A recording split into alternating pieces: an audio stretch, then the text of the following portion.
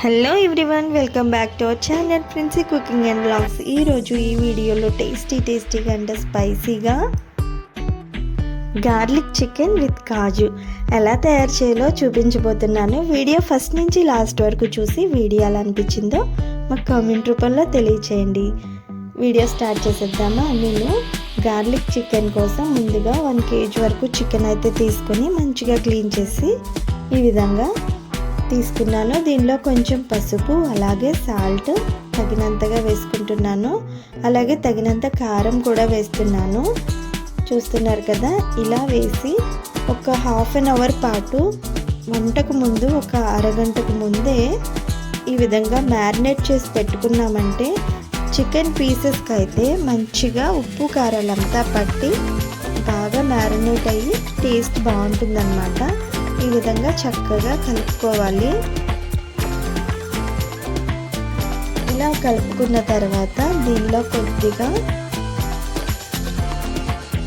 పెరుగు అయితే గడ్డగా ఉన్నది కొంచెం వేసుకోవాలండి. ఒక హాఫ్ కప్ వరకు వేస్తున్నాను. ఇలా వేసి పెట్టుకోవడం వల్ల చికెన్ అనేది త్వరగా ఉడుకుతుంది. అలాగే టేస్ట్ అనేది చాలా బాగుంటుంది, జ్యూసీగా ఉంటుంది, బాగుంటుంది. ఇలా పక్కన పెట్టేసుకోవాలన్నమాట. నెక్స్ట్ కొంచెం ధనియాల పొడి కూడా వేసుకోవాలి. ఇప్పుడు దీన్ని మ్యారినేట్ చేసి పక్కన పెట్టుకొని ఇప్పుడు స్టవ్ పైన బాండీ పెట్టి ఆయిల్ వేసి బాగా హీట్ అయిన తర్వాత దీనిలోనికి 1 ఇంచు దాల్చిన చెక్క, 2 లవంగాలు, యాలకులు 2 వేసుకొని కొంచెం ఫ్రై చేసుకోవాలి. తర్వాత మ్యారినేట్ చేసి పెట్టుకున్న చికెన్ అయితే వేసుకుంటున్నాను. వెంటనే ఫ్లేమ్ అనేది హైలో పెట్టకూడదండి, లోపల చికెన్ అనేది ఉడకదు. లో టు మీడియం ఫ్లేమ్ని అడ్జస్ట్ చేసుకోవాలి. అప్పుడే దీనిలో ఉన్న వాటర్ అంతా బయటకు వచ్చి చికెన్ అనేది త్వరగా ఈజీగా కుక్ అవుతుందన్నమాట. లో ఫ్లేమ్లోనే పెట్టుకోవాలండి ఫ్లేమ్ అనేది. ఇలా చక్కగా తిప్పుకుంటూ అడుగు అనేది పట్టకుండా ఇలా తిప్పుకుంటూ ఒక మూతనైతే పెట్టేస్తే పావు గంట తర్వాత దీనిలో ఉన్న వాటర్ అంతా మనకి బయటకు వచ్చేస్తుంది. చూస్తున్నారు కదా ఏ విధంగా వచ్చిందో వాటర్ అంతా. అడుగు అనేది పట్టకుండా మధ్యలో కలుపుతూనే ఉండాలండి చికెన్ అనేది, లేదంటే అడుగును పట్టేస్తుంది. అడుగున మాడకుండా ఉండడం కోసం నేను ఫస్ట్ అల్లం వెల్లుల్లి పేస్ట్ అనేది వేయలేదు. ఇలా కొంచెం ఫ్రై అయిన తర్వాతే చూస్తున్నారు కదా వాటర్ అంతా అయిపోయి ఆయిల్ అనేది పైకి వస్తుంది. ఈ టైంలో కొంచెం అల్లం వెల్లుల్లి పేస్ట్ కచ్చాపచ్చాగా దంచి వేస్తున్నాను అనమాట. టేస్ట్ అనేది చాలా బాగుంటుంది. అలాగే కచ్చాపచ్చాగా వాడితే టేస్ట్ చాలా బాగుంటుంది. తర్వాత కొంచెం ధనియాల పొడి,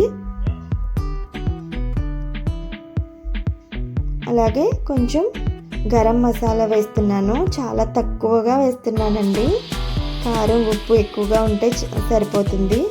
లాస్ట్ అండ్ ఫైనల్గా కొంచెం కారం కూడా వేసుకుంటే చాలా బాగుంటుంది. కొంచెం కడిగిన కరివేపాకు వేసుకుంటున్నాను, ఒక 2 రెమ్మలు. తర్వాత నిలువుగా చీల్చుకున్న 2 పచ్చిమిర్చి కూడా వేస్తున్నాను. స్పైసీగా టేస్టీగా చాలా అంటే చాలా బాగుంటుందండి. మీరు కూడా తప్పకుండా ట్రై చేయండి. ఎప్పుడు చికెన్ అనేది రొటీన్గా కాకుండా ఇలా కూడా ట్రై చేస్తే చాలా బాగుంటుంది. స్మార్ట్లు రెస్టారెంట్స్కి అక్కడికి వెళ్ళి తినేదానికన్నా మనం ఇంట్లో ఇలా సింపుల్గా కుక్ చేసి పెట్టుకుంటే పిల్లలు కూడా ఇష్టంగా తింటారు కదా. సో నేనైతే ఈ విధంగా చేస్తూ ఉంటానండి పిల్లల కోసం. అప్పుడప్పుడు ఏదైనా పప్పుచారులో కానీ చికెన్ అంతా బిర్యానీలో కూడా టేస్ట్ చాలా బాగుంటుందండి. పక్కన ఇలా పెట్టుకుని సైడ్ డిష్లా కూడా తినేయచ్చు, అంత బాగుంటుంది. ఒట్టిగా కూడా చాలా బాగుంటుంది. ట్రై చేయండి మీరు కూడా ఈ విధంగా. నెక్స్ట్ ఈ విధంగా బాగా కలుపుకుంటేనే అడుగు పట్టకుండా ఉంటుందండి. పిల్లలు బయట నుంచి ఏదైనా చికెన్ అలా తీసుకురమ్మని అడిగినప్పుడు ఇలా అయితే తెచ్చేస్తారండి. నేను ఇంట్లోనే ప్రిపేర్ చేసి పిల్లలకి ఇస్తూ ఉంటాను, చాలా ఇష్టంగా తింటారు. ఇప్పుడు మధ్యలో కొంచెం నెయ్యి అయితే వేసుకొని దీనిలో 10 నుంచి ఒక 12 వరకు కాజు అయితే వేసుకుంటున్నాను. చూస్తున్నారు కదా, ఇవి మధ్యలో తింటూ ఉన్నప్పుడు తగిలి కమ్మగా టేస్టీగా చాలా బాగుంటుందన్నమాట. కాజు కూడా చికెన్ ఫ్రైలో. ఈ విధంగా కొంచెం ఫస్టే ఫ్రై చేసుకుంటే మాడిపోయే ఛాన్స్ ఉంటుంది కాబట్టి కొంచెం టైం ఉంది అనగా వేసుకొని ఫ్రై చేసుకుంటే త్వరగానే ఎగిపోతాయండి. ఈ విధంగా చక్కగా మొత్తం కుక్ అయ్యేంత వరకు మంచిగా ఫ్రై చేసుకోవాలి. ఇంకా లాస్ట్ అండ్ ఫైనల్గా కొంచెం కొత్తిమీర అనేది వేసుకొని మనం డిష్ అవుట్ చేసేసుకోవడమే. చాలా అంటే చాలా బాగుంటుంది. ఇది వండుతుంటేనే కుక్ చేస్తుంటే ఆ ఫ్రై వాసనకి పిల్లలు మమ్మీ చికెన్ చేస్తున్నావా అని నా చుట్టూరు తిరుగుతున్నారు, ఎప్పుడెప్పుడు అవుతుందా అని. చూడండి, ఎమ్మీగా చికెన్ ఫ్రై అనేది రెడీ అయిపోయింది. కొంచెం గార్లిక్ కాజు ఎక్కువ వేసుకోవడం వల్ల స్పైసీగా టేస్టీగా కమ్మగా చాలా అంటే చాలా బాగుంటుంది. తప్పకుండా మీరు ట్రై చేయండి. ఎలా వచ్చిందో నా కామెంట్ రూపంలో తెలియచేయండి. మా ఛానల్ని కనుక మీరు ఫస్ట్ టైం చూసినట్లయితే ప్లీజ్ సబ్స్క్రైబ్ చేసి సపోర్ట్ చేయండి. అలాగే లైక్ చేయండి. మీరు లైక్ చేయడం ద్వారా ఈ వీడియో అనేది ఇంకొంతమంది చూసే ఛాన్స్ ఉంటుంది కదా, ఆ విధంగా కొంచెం సపోర్ట్ చేయండి.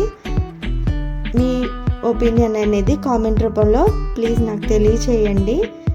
మీ ఫ్రెండ్స్ అండ్ ఫ్యామిలీ మెంబర్స్కి తప్పకుండా షేర్ చేయండి. Thank you for watching. నమస్తే.